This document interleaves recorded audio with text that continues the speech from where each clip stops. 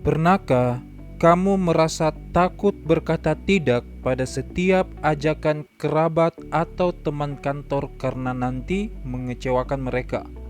Apakah kamu adalah orang yang cenderung menerima setiap peluang yang datang tanpa penuh pertimbangan?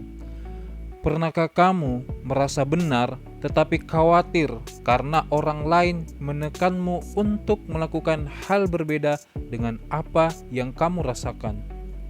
Kalau itu kamu, buku Essentialism karya Greg McKeown akan menjawab hal tersebut. Dalam bukunya, terbagi 4 cara menjadi seorang essentialism. Yang pertama, kita harus mempunyai mindset essentialism terlebih dahulu. Yang kedua, berani mengeksplor setiap peluang yang datang sebelum akhirnya memilih. Ketiga, mengeliminasi setiap peluang yang tidak memberikan value pada diri kita. Yang keempat, mengeksekusi peluang yang sudah kita pilih secara konsisten. Kita akan bahas cara-cara tersebut.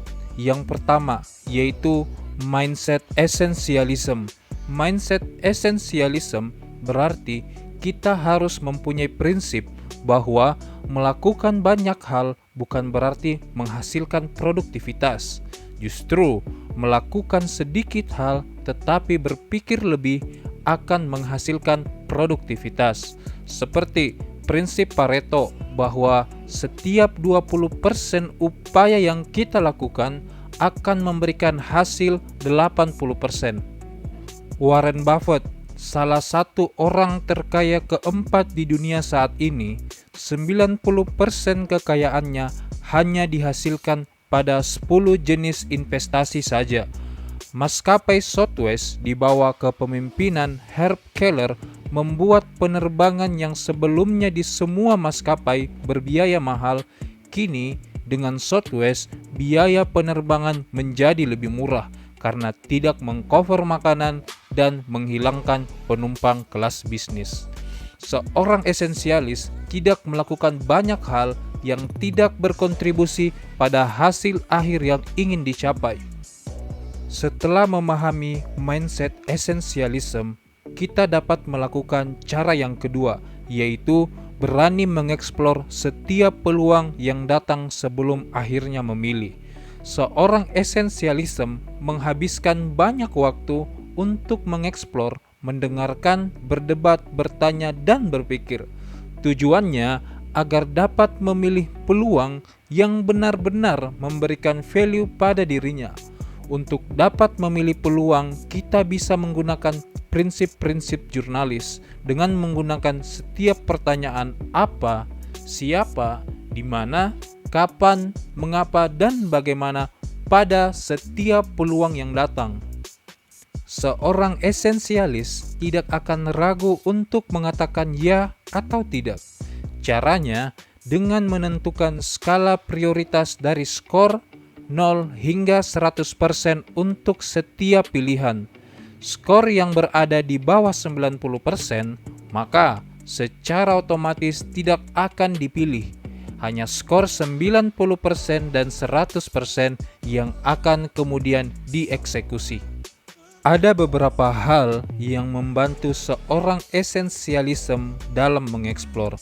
Yang pertama, ia harus keluar dari rutinitas biasanya untuk memberikan ruang pada diri sendiri agar melakukan sesuatu yang tanpa ia rencanakan. Misalnya, Jeff Weiner, CEO LinkedIn, setiap hari ia menjadwalkan untuk tidak melakukan apapun selama 2 jam. Begitu juga dengan Bill Gates, walaupun sibuk memimpin Microsoft, ia selalu menyempatkan tidak melakukan apapun selain membaca buku dengan topik yang beragam. Yang kedua, bermain. Banyak orang berpikir bahwa bermain adalah kegiatan yang tidak produktif. Tetapi, seorang esensialis menjadikan bermain sebagai jalan untuk menghilangkan stres dan meluaskan jangkauan pilihan-pilihan. Secara sains, dengan bermain, kita belajar mengenai perencanaan, memilih skala prioritas, antisipasi, pengambilan keputusan dan analisis. Seperti bermain layangan atau basketball. Columbus sadar bahwa bumi bulat ketika sedang bermain. Newton sedang bermain-main dengan pikirannya ketika ia melihat apel jatuh dari pohon sehingga menemukan gaya gravitasi. Terakhir, hal yang membantu seorang esensialisme dalam mengeksplor adalah tidur. Aset terbesar untuk berkontribusi pada dunia adalah diri kita sendiri. Jika kita tidak berinvestasi pada diri sendiri seperti pikiran, tubuh, dan semangat, kita akan merusak alat yang kita butuhkan untuk membuat kontribusi terbaik kita. Salah satu aset terpenting orang-orang yang ambisius adalah tidur yang cukup. Cara menjadi seorang esensialis yang ketiga adalah mengeliminasi setiap peluang yang tidak memberikan value terhadap diri kita. Untuk dapat mengeliminasi setiap peluang, diperlukan klarifikasi tujuan terlebih dahulu. Klarifikasi berarti melihat kembali yang menjadi alasan kita melakukan sesuatu. Berikut cara untuk melakukan klarifikasi. Pada kuadran pertama, terdapat visi dan misi yang berarti pernyataan yang inspirasional, tetapi sering diabaikan. Seperti kita ingin mengubah dunia. Value berarti nilai-nilai penting yang kita anut, seperti teamwork dan leadership. Kadang ini terlalu kabur dan sangat sulit untuk menginspirasi berbagai passion. Pada kuadran kanan bawah, quarterly objective, kita memusatkan perhatian pada tujuan jangka pendek, seperti meningkatkan profit 5% selama setahun. Tujuan ini memang konkret, tetapi seringkali kekurangan inspirasi. Sementara pada kanan atas ada essential intent, adalah sesuatu yang menginspirasi, konkret, penuh makna, dan dapat diukur. Craig mengatakan, menyelesaikan dengan benar satu tujuan esensial maka akan berdampak pada 1000 tujuan yang lain.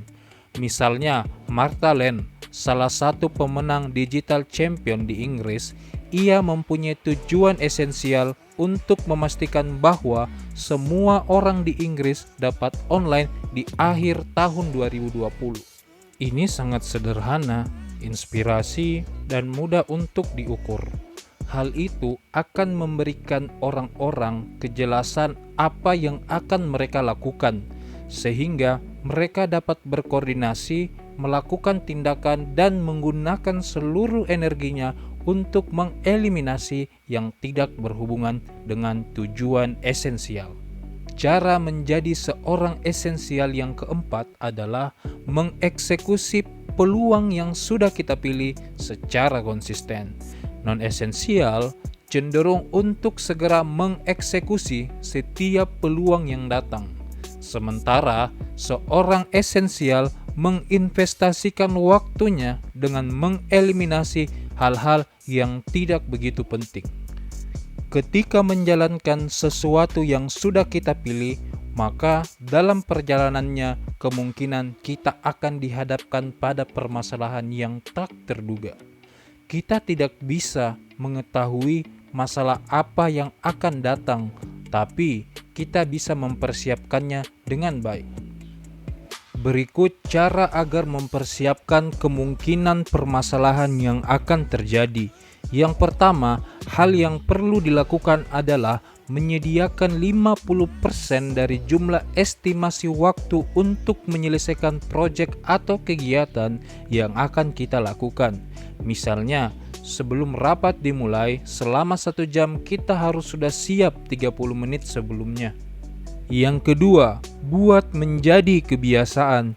Selama bertahun-tahun sebelum perenang Olimpiade, Michael Phelps memenangkan 8 medali pada Olimpiade Beijing tahun 2008. Ia selalu melakukan hal rutin setiap hari. Ia selalu hadir 2 jam sebelum latihan, selalu pemanasan dengan pola yang tepat. 55 menit sebelum berenang, ia akan menggunakan baju renangnya, Lalu selama 30 menit berenang dengan jarak 600 hingga 800 meter.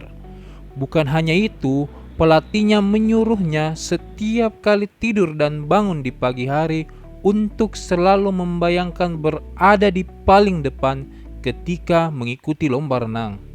Yang ketiga, memegang teguh prinsip selesai jauh lebih penting dibandingkan melakukan sesuatu yang sempurna. Keempat, fokus. Seorang esensial, fokus pikirannya bukan pada masa lalu atau yang akan datang, tapi ia melakukan yang terbaik dengan seluruh energinya pada saat ini dan menikmatinya. Itulah tadi cara-cara menjadi seorang esensialism dengan 4 poin utama, yaitu kita harus mempunyai mindset esensialism terlebih dahulu. Kedua, berani mengeksplor setiap peluang yang datang sebelum akhirnya memilih. Ketiga, mengeliminasi setiap peluang yang tidak memberikan value pada diri kita. Keempat, mengeksekusi peluang yang sudah kita pilih secara konsisten.